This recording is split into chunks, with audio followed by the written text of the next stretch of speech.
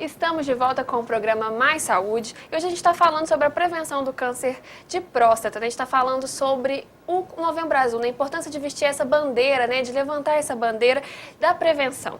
E a gente está aqui em ótima companhia com o Sérgio Veloso, que é professor do curso de medicina aqui da UFSJ e também urologista aqui na cidade de São João del Rei. Sérgio, a gente um pouco sobre a investigação para a descoberta do câncer de próstata e a gente falou um pouco sobre as etapas necessárias para a gente estar identificando esse problema. Mas fala um pouquinho para a gente por que o exame de toque retal ele ainda sofre, digamos assim, um certo preconceito, as pessoas ainda até lidam isso de uma forma assim brincalhona, tem muitas brincadeiras com relação a isso. Por que é tão importante a gente falar dessa prevenção e também tirar esses tabus, desnuviar um pouco esse assunto? Em relação o câncer de próstata é um câncer muito frequente na população masculina. É o segundo câncer, é o primeiro câncer em incidência, ou seja, aquele câncer que mais surge nos homens. Perde só para tumores de pele, que são tumores de pouca malignidade, pouco potencial de agressão na pele. Mas, de maneira geral, o câncer de próstata é considerado o câncer mais comum nos homens. Só que, por outro lado, ele não é o câncer que mais mata. Tá? Os tumores que mais matam, os cânceres que mais matam nos homens são relacionados com câncer de pulmão. Então, daí a gente entende que nem todo mundo que tem câncer de próstata vai ter algum problema decorrente do câncer de próstata. Às vezes a doença pode ser uma doença que a gente fala que é indolente, cresce devagar e tem tempo da pessoa procurar um tratamento, fazer o tratamento adequado. A maneira que a gente tem de fazer um diagnóstico é através do exame de toque. Tá? Na verdade, não é um diagnóstico que é feito pelo toque, você faz uma suspeita. Só que o exame de toque, você não vê apenas a próstata, você tem chance de avaliar tumores de reto, tumores relacionados com o próprio ânus. Eu já fiz o diagnóstico algumas vezes de um tumor de reto que a pessoa não sabia porque ela foi procurar o exame por causa da próstata. Só que no Brasil, principalmente, na América Latina, a gente tem que o latino é um povo muito masculinizado, por assim dizer, um tanto quanto machista. Então, diferente da cultura europeia, que eles encaram isso de uma maneira mais natural. No latino, ele tem muito preconceito ainda, embora que isso tenha acabado muito. Tá? O que eu vejo mais no dia a dia é que os homens têm muito mais medo do resultado do exame do que vergonha de estar fazendo o exame por si só. Isso é uma coisa que tem sido positiva, a meu ver. Ou seja, a gente tem que largar o medo de lado e fazer o exame, Eu acho interessante essa época do Novembro Azul, porque é uma época que assim, os homens podem dar um pouco mais de atenção à sua saúde. Não só em relação à próstata, tá? Que eu acho que isso daí é só uma das partes, uma parte de algo, de um todo, Mas é um momento que o homem pode se lembrar que ele tem a pressão alta, que ele pode ficar diabético, que ele pode ter inúmeros outros problemas de saúde e que no decorrer do dia a dia, no decorrer da vida, eles não dão tanta atenção.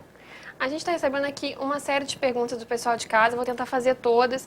Uma é do José, da colônia do Giarola. Um abração, José, eu acho que é isso mesmo, é o nome dele. Ele fala o seguinte, ele tem problema de próstata grande, ele falou próstata crescida, foi o termo que ele usou aqui com a produção.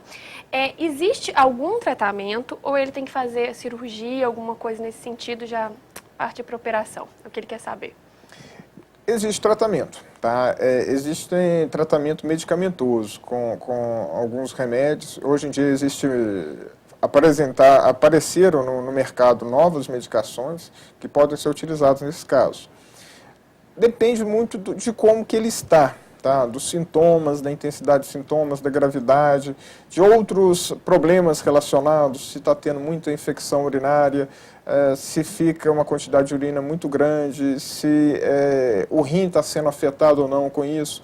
Dependendo da situação, pode existir uma indicação, que a gente fala, uma indicação relativa ou absoluta relacionada com a cirurgia.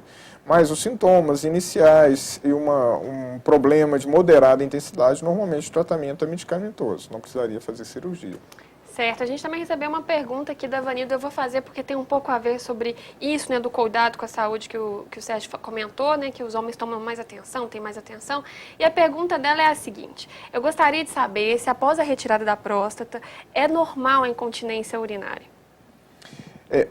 No caso aí, ela deve estar falando e perguntando em relação à cirurgia que chama prostatectomia radical. É uma cirurgia que é feita quando a pessoa está com câncer de próstata e você vai fazer um tratamento curativo, no intuito curativo, de tirar toda a próstata dela. Existe uma chance muito grande dessa pessoa ficar com incontinência. Por quê?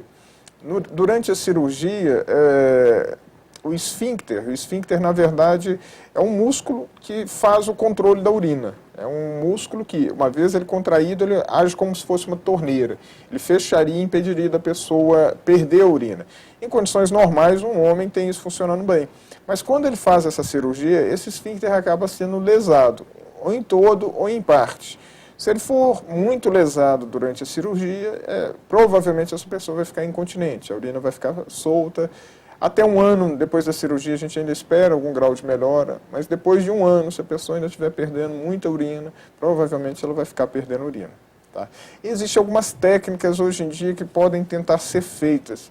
Infelizmente usam às vezes próteses e são próteses muito caras, que o sistema de saúde não consegue arcar com esse tratamento. Sérgio, a gente está falando sobre prevenção, né? Prevenção como melhor saída sempre, mas existe uma faixa de idade em que o homem deve, por exemplo, já se preocupar, se ligar sobre o câncer de próstata, sobre a possibilidade de ter o câncer de próstata, de cuidar dessa parte, né, dessa região do corpo, ou não? A gente sabe que a literatura médica vai mudando, né? A forma também de diagnosticar as doenças também, mas existe uma faixa, assim, 40 aos 50, não sei, 45... A gente falou 45 anos. Essa é uma coisa que, assim, o conhecimento vai evoluindo, não só no Brasil como no mundo.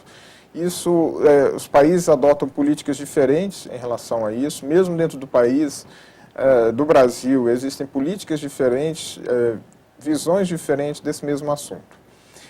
O que a Sociedade Brasileira de Urologia preconiza é que o exame seja feito em homens após os 50 anos. Já foi 40, já foi 45, hoje em dia eles falam em 50.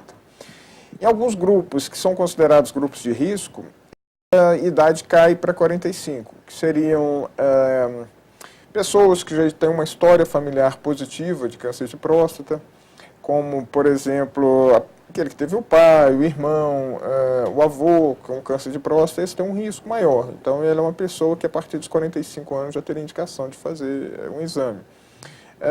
Se o homem está sintomático também, ele está com alguma dificuldade para urinar, independente do motivo, ele tem a indicação de fazer o exame.